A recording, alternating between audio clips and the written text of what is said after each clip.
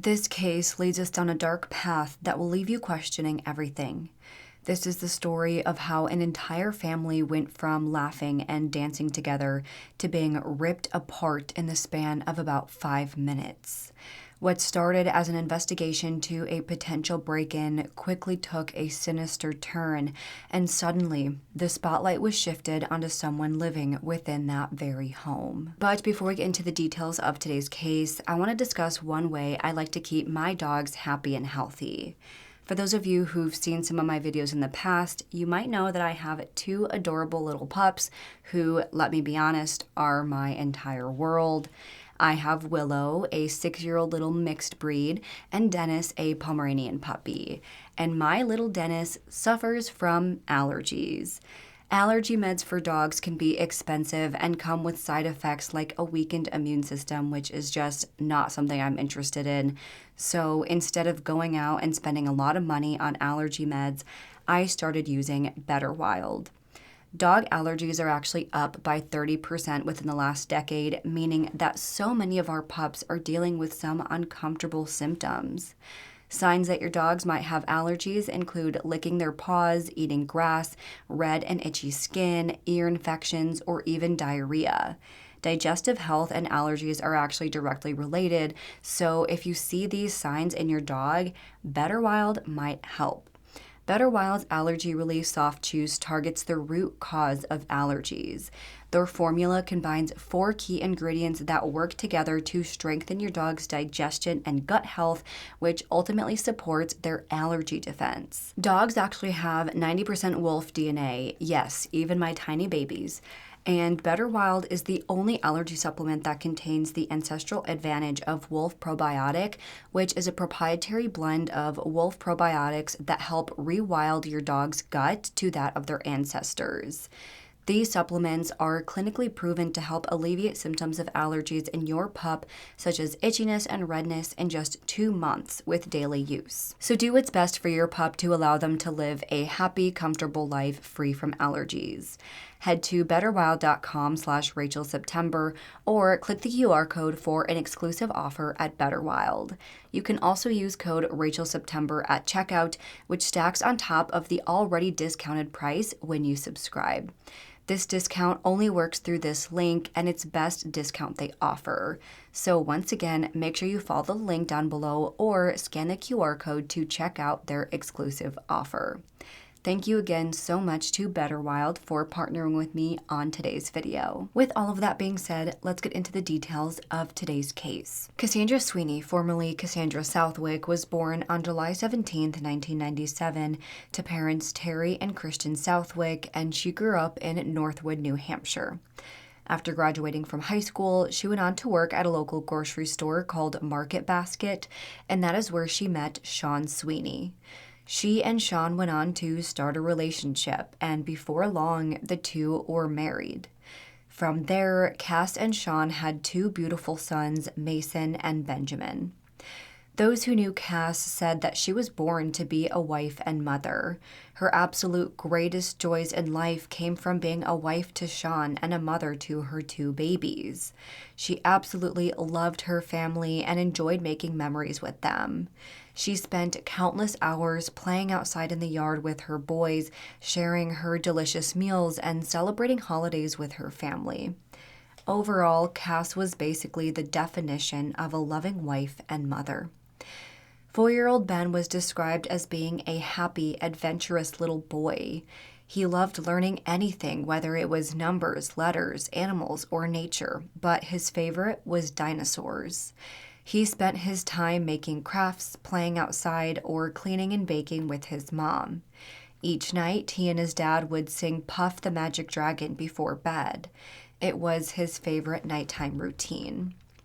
23-month-old Mason was described as being loving and helpful. He loved to eat and was pretty much always snacking. He loved playing with trucks and counting numbers with his dad. He spent his time reading books with his Nana and was always trying to scare her with this big plastic bug he had. He loved hiding in the laundry room and playing with flashlights, and could often be found busting a move to Baby Shark or the song Barbara Ann by the Beach Boys. As a whole, both Cass and Sean were very loving, involved parents who just wanted to make the best life possible for their children. They also had 2 dogs, Daisy and Moose, who the boys absolutely adored. The family spent their evenings doing movie nights in, all cuddled up on the couch together. On the weekends, the boys got to spend time with their aunts, uncles, and grandparents. They truly lived an idealistic family life together, and they seemed so happy. Now, being that Cass was such an open and loving person, when Cass was around 21 years old and shortly after the birth of Ben, in June of 2019, she and Sean agreed to take in Sean's 14-year-old brother, Eric Sweeney. From there, they became his legal guardians, and he lived with them in Northfield, New Hampshire for the years that followed. We don't have too much information regarding why Eric ended up needing legal guardians to begin with or what happened with his and Sean's actual parents. But judging by the trouble he went on to cause in the house with Cass and Sean, it kind of gives us an idea of what may have been going on within the family. It seemed that when Eric first moved in, things went relatively smoothly. But as the years went on, Eric started to become emotionally unstable, and his behavior started to get out of control, which was causing stress and tension within the household. By early 2022, when Eric was just 16 years old, it was said that he just stopped listening. He would often lie to Cass and Sean. He would go against the house rules, started stealing from them, and was hiding food in his room. Once they caught Eric using tools without their permission, which Eric then used to make homemade weapons. His behavior would result in Sean and Cass punishing Eric, but that would just lead to more defiance, more arguments, and increasing tension. It got to the point that Eric and the rest of the family were barely speaking with one another. Sean even ended up installing a lock on the master bedroom to keep them out because they were not only sick of him stealing from them, but they started to become afraid of what he might do. By June of 2022, Sean had gotten into contact with police to report that Eric had stolen his truck. Eric had gone off to God knows where after leaving behind a note that said, "I do not belong in this family. All I do is steal and lie and be irresponsible." Eric signed the note off by saying, "I love you, big bro and sis. Bye." Obviously, this whole situation was concerning to Sean and Cass. They were upset about the stolen truck, but they were also worried about Eric's state of mind. In the end, Eric ended up returning the truck, but things didn't calm down from there. Just over a month later, on July 22nd, Sean called police again to report that Eric had hidden weapons all over the house and was making strange comments. He was concerned for the safety of his young children. Now, we don't know exactly what Eric was saying, but obviously whatever he was saying was scary enough for Cass and Sean to call the police. Once again, nothing really could have been done about the situation, but as we can see, it appears that Eric was becoming increasingly unstable, and his behaviors were causing the family tensions to near a boiling point. By that time, Cass wanted Eric out of their home, and she started making arrangements to make that possible. She just wanted to live in peace with her family, and she didn't know what else she could do to possibly get Eric under control. But despite her efforts to establish a calm, peaceful household, it was already too late. By 11:23 a.m. on the morning of August 3rd, 2022, the Northfield Police Department received a call from Sean Sweeney requesting that an ambulance be dispatched to his residence. When the operator asked him what was going on, he said, "I don't know. My brother told me that someone broke in and killed them all." He went on to say that he wasn't home but was on his way. He said the officers would probably beat him there because he was driving an oil truck for work. Once officers arrived on scene, they noted that there were no vehicles parked in the driveway. They then knocked on the front door but got no answer. So another officer made his way to the back of the house and looked inside a window where he saw a child and an adult lying motionless on the floor, surrounded by a pool of blood. Of course, this prompted officers to make their way inside. Once inside, they were met with a brutal, tragic scene. The bodies of a mother and her 2 young sons lying dead on the kitchen floor. In the dining room near the window was then 25-year-old Cassandra Sweeney, and next to her was then 23-month-old Mason.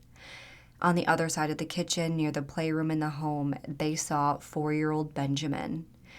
Around their bodies, officers noted multiple spent casings from a .40 caliber gun. Then on the counter, officers saw a black and gray towel which had been wrapped around a pair of gym shorts and a black gun holster. After examining each of the bodies that were found in that home, it was determined that each of them had died from a single gunshot wound to the head. Cassandra was found with a gunshot wound to her face right above her right eyebrow. The bullet was later recovered from her head. Ben was shot on the left side on the top of his head, while Mason was shot on the right side on top of his head, and it appeared that each of them were shot within quick succession.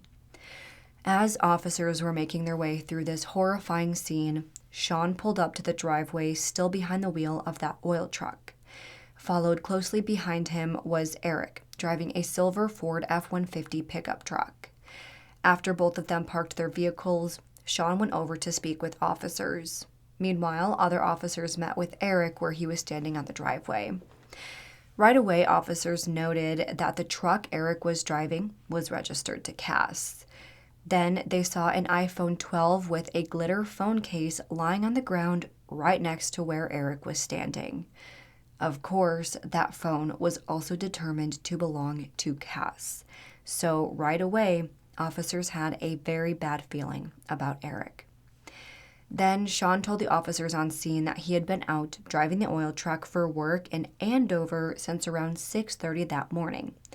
At around 11 a.m., he received a call from Eric on Cass's phone where Eric said that the family was dead after someone broke in. I will note now that later investigation confirmed his account, solidifying Sean's story that he was not home and was in fact working when his wife and children were killed. Sean went on to tell officers about how difficult the last few months with Eric were. Again, he wasn't listening. He was causing a lot of tension in the house, and Cass wanted him out. He also mentioned that he did keep 2 guns in the house, a 9mm high point and a .40 caliber Taurus. They were kept in storage containers, unloaded, with the loaded magazines in the same safe. So the magazines weren't in the gun, they were next to the gun so that you would have to put the magazine in the gun before shooting it. He had 2 keys that could unlock the safe that they were in.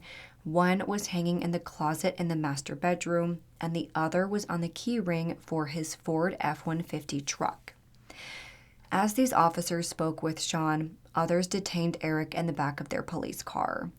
He was interviewed at the scene, then later taken to the police station for a follow-up interview. I'm going to tell you everything he said over the course of both interviews. Eric told detectives that after he was woken up that morning by Cass, he went upstairs to take a shower. He then returned to his room, which was in the basement, bringing his dirty clothes with him and placing them in the laundry basket in his room. As he was doing that, he reportedly heard something break, followed by a deep male voice yelling, then followed by multiple pops. Eric said in that moment he didn't move. He was just kind of frozen. But after everything was silent, he went upstairs to see what was going on. Once upstairs, that is when he found Cass, Ben, and Mason all lying on the floor with pools of blood surrounding each of them. He said he wasn't sure if they were actually dead or just badly injured, but he knew the situation was critical. That is when he grabbed Cass's phone to message and call Eric, as well as their keys to take her truck and leave the scene. He must have been afraid that someone was still inside or could return and could still hurt him. He noted that he saw a black leather gun holster on the kitchen counter with nothing else around it. He also said that he saw a couple tree workers at the end of the driveway in front of the house, but he didn't ask them for help. He just drove away from the scene, called Sean, and waited for him to arrive to the neighborhood. Once he saw Sean pull up the oil truck in the neighborhood, he followed behind him back to the house. Eric went on to say that he didn't see the perpetrators inside the house or near the house. He said that he had no idea who could have done this. He had no idea who would want to hurt his family. I also want to note that throughout the interview, there were periods where he became very distressed and angry, saying things like, "Not my nephews," and "I swear to God if they don't catch this effing person." At this point, officers weren't sure exactly what to make of the scene, but they knew that there was something off about Eric's whole story. Now, like I said, Eric stated that he saw the tree workers as he left the home in Cass's truck after the shooting. Those workers were still near the home when officers arrived, so they interviewed those workers as well. One of the crew members told detectives that they arrived on the location at around 10 a.m. that morning. At some point after their arrival, the worker heard what he believed was the screaming or yelling of young children. He then saw a white male around the age of 20 wearing a baseball cap exit the home and hop into the Ford F-150 pickup truck before leaving the scene. After officers arrived to the home, the worker said that the same man they saw leaving the house came back in the same Ford truck. So the man they saw was Eric. The workers all said that no one else had entered or left the home while they were at that location. Once those interviews were finished, detectives continued their investigation into what really happened in the home on the morning of August 3rd, 2022. First, they took both Cass and Sean's phone in for forensic examination. They found that between 10:52 and 10:59 a.m. that morning, Cass and Sean had been texting back and forth. They were mostly discussing their bills and their two boys. At 10:49 a.m., she sent a video to her husband of Ben and Mason dancing around with the caption, "I hope they make you laugh." Then by 10:52 a.m., she sent a video to her mother. The video is timestamped at 10:08 a.m. that same day, and it showed the children sitting on the couch in their playroom, watching a groundhog in the front yard through the window. That text to her mother is the very last communication from her phone, and it's just a disturbing reminder that everything can be totally okay one minute. You can be having the time of your life. You can be completely content with everything, and all of that can change within minutes. As those boys were sitting in their chairs just looking out the window, looking at the groundhog, probably giggling and, really excited to see this cute little animal right outside their house, there's no way they could have known that that was going to be one of the very last things they did on this earth. And that is just something that sends chills down my spine. It's just so horrific and so heartbreaking to think about. Either way, getting back to the timeline, by 10:59 a.m., Cass's phone is seen leaving the scene before it heads south down I-93, then back to the home several minutes later. During that time, between 11 and 11:30 a.m., Sean received multiple messages from Cass's phone which said help and it's Eric. Of course, we know that Eric was in possession of her phone at that time. Then, when officers conducted a search of the home, they checked the gun safe that Sean had told them about in the prior interview. They found both keys, which were located exactly where Sean said they would be. In the safe, they found the 9mm high-point pistol, along with its accompanying loaded magazine. But they were unable to locate either the .40 caliber Taurus or its magazine. Other than that, officers found no sign of forced entry into the home. The home was clean and orderly, or at least as clean and orderly as it can be with two young children. The house didn't appear to be ransacked, and no items of value were missing from the home, except that .40 caliber pistol. Then, as I mentioned earlier, they found those spent shell casings from a .40 caliber all around the bodies of Cass, Ben, and Mason. Then, on the counter, they found a black gun holster which had been wrapped up in a black and gray towel and a pair of gym shorts. Officers ended up showing photographs of these items to Sean, and he confirmed that the holster was his and that he used it to hold his .40 caliber Taurus. He also said that the gym shorts belonged to Eric. They were what he would typically wear to bed. In addition to those searches, officers also went around the neighborhood to search for any Ring doorbell footage that may have caught the movements within the home around the time of the murders. Now, the home was located on a dead-end road, so there was never really anyone passing through the area unless they lived there. Officers were able to locate a home with the doorbell footage that did show the street which led into the neighborhood. Although the footage didn't show the Sweeney's home itself, officers could reasonably deduce that anyone who entered and exited the neighborhood did so because they either lived there or had some other business there, such as maybe harming the family. They only found one vehicle that entered the neighborhood around the time of the shootings. It was a white SUV that turned into the neighborhood at 10:53 a.m., so right before the murders occurred. However, that same SUV was never captured leaving the area. Then, when officers tracked down the owner of that vehicle, it was confirmed as being a female who was visiting her sister in the neighborhood that morning. Her alibi pretty much completely checked out. So unless the sister went to this neighborhood, immediately shot this family, and then left and visited her sister and had absolutely no signs of anything being wrong, she acted completely normal. Unless you're ready to accept that, there's really no way the sister could have been responsible. The only other vehicle seen on that footage was Cass's silver Ford F-150 truck, which left the neighborhood at 11:01 a.m., again, right after the time of the shootings. By 11:51 a.m., the oil truck as well as the Ford truck were both seen returning to the neighborhood. Once again, we know that the Ford was driven by Eric and the oil truck was driven by Sean. No other cars or individuals on foot were seen entering or exiting the neighborhood around the time of the shootings. Based on all of this information, detectives believed that the shootings occurred between the time of 10:52 a.m. when Cass sent her last message and 10:59 a.m. when the phone left the residence. Now, as they were gathering all of this evidence, detectives still wanted to test that missing gun, so they conducted a massive search effort to locate it.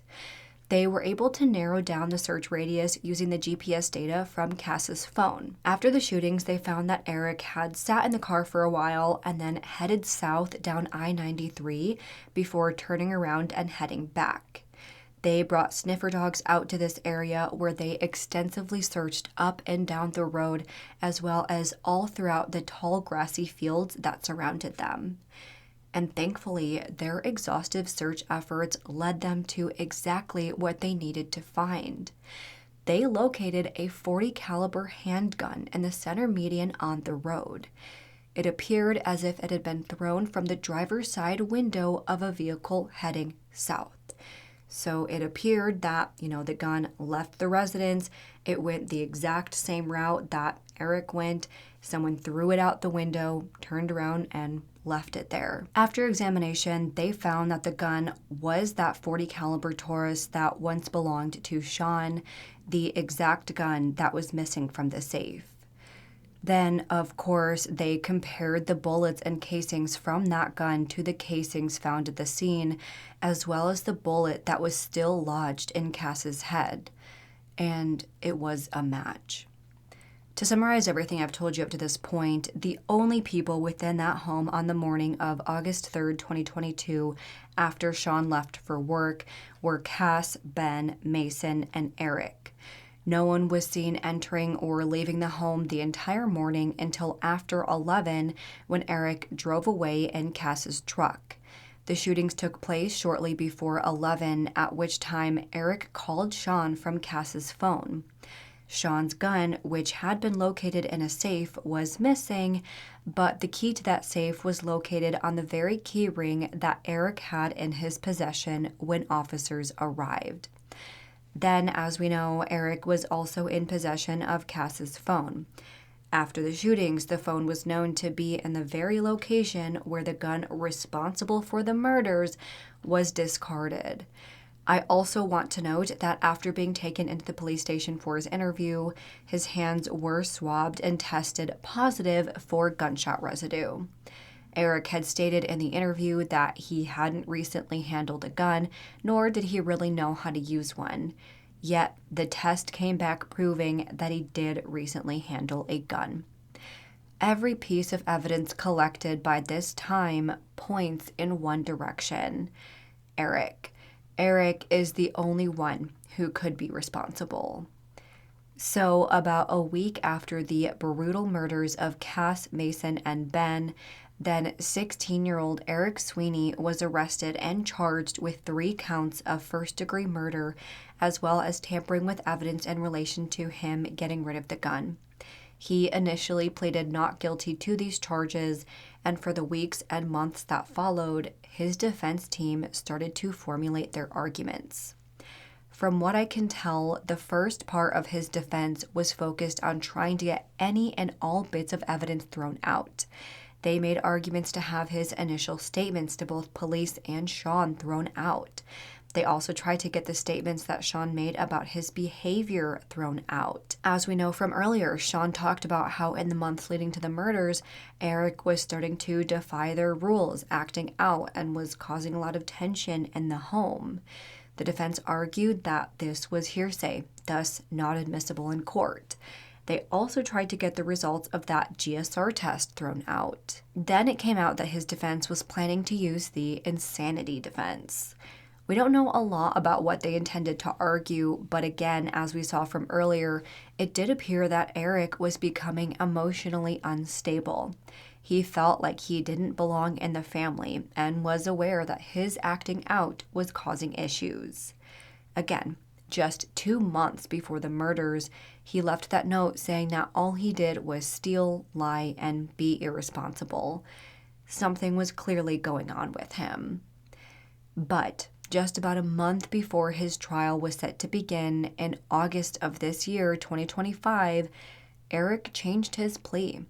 He pleaded guilty to 3 charges of second-degree murder and 1 count of falsifying evidence. This was a part of a naked plea, meaning that he did not negotiate any sort of deal with the state. So on August 15th, he stood in front of a judge and accepted responsibility for his crimes. He spoke very little at the hearing, besides answering the questions the judge asked, indicating that he fully understood his rights and understood the decision he was making. Mr. Sweeney, you understand you don't have to plead to these charges. Do you understand that? Yes, sir. Do you know how many people would serve on the jury if you were to have a jury trial? 12. How many of those 12 would have to find you guilty beyond a reasonable doubt for you to be found guilty? All of them. That's correct. The state, and this as in all criminal cases, has a heavy burden to prove you guilty beyond a reasonable doubt. You don't have to prove your innocence. The state needs to prove you guilty. Do you understand that? Yes, sir. Do you understand that by pleading to these charges, you're waiving those rights? Yes, sir. Have you had an adequate opportunity to review the circumstances surrounding these charges and your decision to plead to them with your attorneys? Yes, sir. Are you satisfied with the work by both Attorney Prusiner and Attorney Taggart-Hampton on your behalf in this case? Yes, sir. Have you consumed any drugs or alcohol in the last 24 hours? No, sir. Are you doing any medically assisted treatment, Suboxone, methadone, anything like that? No, sir. And are you pleading guilty to each of these charges because you are in fact guilty of these charges? Yes, sir. Thank you, Mr. Sweeney. I'll now take your pleas to these charges, and I'm going to start with charge ID 234-8002. This charge alleges that on or about August 3rd of 2022 at Northfield, that Mr. Sweeney did recklessly cause the death of Cassandra Sweeney under circumstances manifesting an extreme indifference to the value of human life by shooting her with a firearm. As to this charge of second-degree murder, how do you plead, Mr. Sweeney, guilty or not guilty? Guilty. This indictment also charges the crime of second-degree murder, alleging that on or about August 3rd of 2022 at Northfield, that Mr. Sweeney did recklessly cause the death of Benjamin Sweeney, age 4, under circumstances manifesting an extreme indifference to the value of human life by shooting him with a firearm.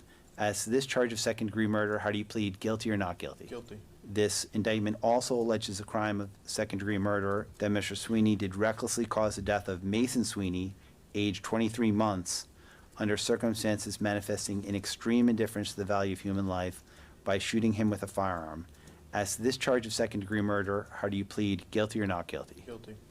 Finally, alleging the crime of falsifying physical evidence. This indictment alleges that on or about August 3rd of 2022 at Northfield, that Mr. Sweeney, knowing that an investigation was about to be instituted, did alter, destroy, conceal, or remove a thing, to wit, a Taurus .40 caliber handgun, with a purpose of impairing its availability in said investigation. As to this charge of falsifying physical evidence, how do you plead, guilty or not guilty? Guilty. Mr. Sweeney, having examined both you and your counsel regarding your decision to plead to these charges, I find with respect to each of them that you've done so knowingly, voluntarily, and intelligently, so I accept your pleas. As of right now, his sentencing hearing is scheduled for October 3rd, which is right around the corner, where he faces up to life in prison. However, given that he was a child at the time of the shootings, his sentence will most likely come with a chance at parole. So we don't yet know the sentence for Eric Sweeney, who is now 18 years old, but as soon as I find out, I will update you all, most likely by updating the description. But that is all of the information we have on today's case. Because Eric accepted a plea, he will not have to go to trial, so he won't have to answer for why he did what he did. And part of me thinks that's why he didn't want a trial, because his actions can't really be explained away, even if he was mentally unwell. And part of me also thinks that, he probably did undergo psychiatric evaluation and was found competent to stand trial, and it might have been found that he wasn't insane at the time of the shootings, so that also could be why he accepted a plea. Just given what we know about the case, as I stated multiple times, Eric was clearly mentally unstable. Something was going on in his head that was leading to a change in his behaviors. At first, I'm sure Cass and Sean attributed his behaviors as normal teen acting out when he started lying and defying the rules. All teenagers go through a phase where they just stop listening. I'm sure they gave him a lot of patience during that time.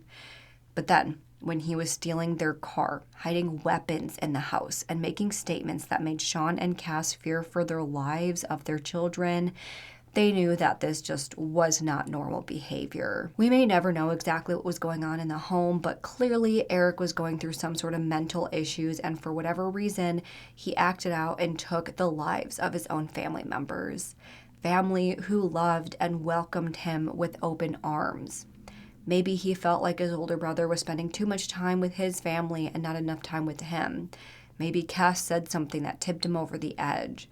We don't really even know if this was planned or if it was spur of the moment. In my head, it does feel planned because he clearly waited until Sean wasn't home. He clearly knew where he kept the guns and how to open the safe.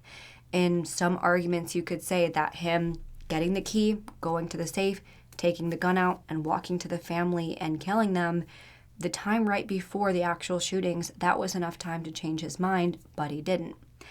But again, obviously, the state accepted his plea of second-degree murder, so maybe there was an argument made that it wasn't planned, or maybe they just didn't want this to go to trial, so they agreed on lesser charges.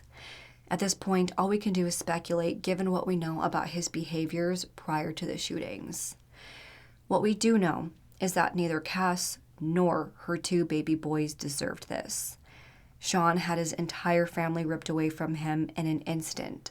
He lost his wife, his two sons, and his little brother. I can't imagine how all of this must have been for Sean, and I just hope that he has other family members and friends to help support him through it all. But that is where I'm going to end today's video. You all heard what I think, and now I want to hear from you all. Why do you think Eric did this? What do you think of his behaviors leading up, and why do you think he ultimately pleaded guilty? Let's discuss this and any other thoughts you have in the comments below. If you like this video, please make sure to go ahead and leave this video a thumbs up and subscribe to my channel. I put out new true crime and mystery videos every single week. Don't forget to turn the notification bell to on so you don't miss out on any of my future videos. Make sure to follow me on Instagram, Twitter, Facebook, Spotify, and TikTok. All will be linked down below. And if you have any case suggestions, please make sure to fill out the Google form, which is also listed down below. With that, hope you guys have an amazing week. Stay safe, stay healthy, and I hope to see you next time. Bye.